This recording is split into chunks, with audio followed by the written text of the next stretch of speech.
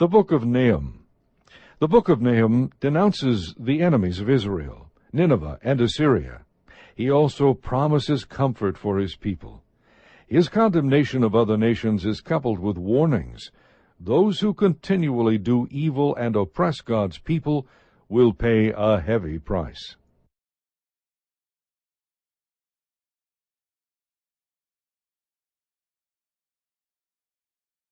The Book of Nahum, Chapter 1. The Oracle of Nineveh, the Book of the Vision of Nahum the Elkoshite. A jealous and avenging God is the Lord is avenging and wrathful. The Lord takes vengeance on his adversaries, and he reserves wrath for his enemies. The Lord is slow to anger and great in power, and the Lord will by no means leave the guilty unpunished. In whirlwind and storm is his way, and clouds are the dust beneath his feet. He rebukes the sea and makes it dry. He dries up all the rivers. Bashan and Carmel wither, the blossoms of Lebanon wither. Mountains quake because of him, and the hills dissolve. Indeed, the earth is upheaved by his presence, the world and all the inhabitants in it. Who can stand before his indignation? Who can endure the burning of his anger? His wrath is poured out like fire, and the rocks are broken up by him. The Lord is good, a stronghold in the day of trouble, and he knows those who take refuge in him. But with an overflowing flood he will make a complete end of its sight, and will pursue his enemies into darkness. Whatever you devise against the Lord, he will make a complete end of it. Distress will not rise up twice. Like tangled thorns, and like those who are drunken with their drink, they are consumed as stubble completely withered. From you has gone forth one who plotted evil against the Lord, a wicked counselor. Thus says the Lord, though they are at full strength, and likewise many, even so they will be cut off and pass away. Though I have afflicted you, I will afflict you no longer. So now I will break his yoke bar from upon you, and I will tear off your shackles. The Lord has issued a command concerning you. Your name will no longer be perpetuated. I will cut off idol and image from the house of your gods.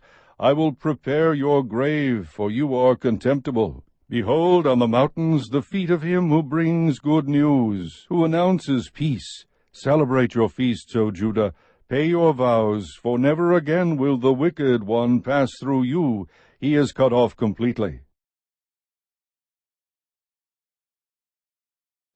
Chapter 2. The one who scatters has come up against you. Man the fortress, watch the road, strengthen your back, summon all your strength, for the Lord will restore the splendor of Jacob like the splendor of Israel, even though devastators have devastated them and destroyed their vine branches. The shields of his mighty men are colored red, the warriors are dressed in scarlet, the chariots are enveloped in flashing steel, when he is prepared to march, and the cypress spears are brandished. The chariots race madly in the streets, they rush wildly in the squares. Their appearance is like torches, they dash to and fro like lightning flashes.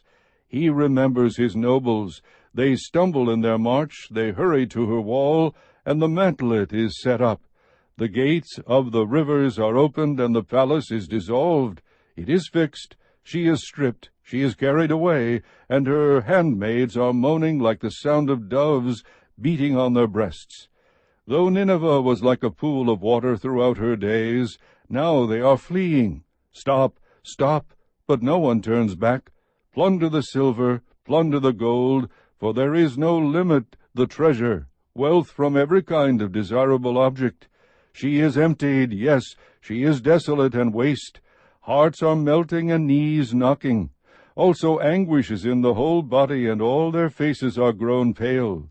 Where is the den of the lions, and the feeding place of the young lions?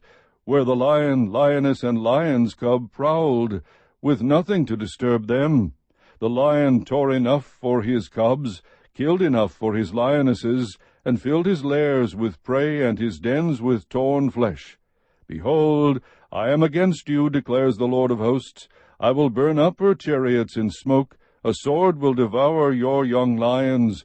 I will cut off your prey from the land, and no longer will the voice of your messengers be heard. Chapter 3. Woe to the bloody city, completely full of lies and pillage. Her prey never departs. The noise of the whip, the noise of the rattling of the wheel, galloping horses and bounding chariots, horsemen charging, swords flashing, spears gleaming, many slain, a mass of corpses, and countless dead bodies. They stumble over the dead bodies, all because of the many harlotries of the harlot, the charming one, the mistress of sorceries, who sells nations by her harlotries, and families by her sorceries.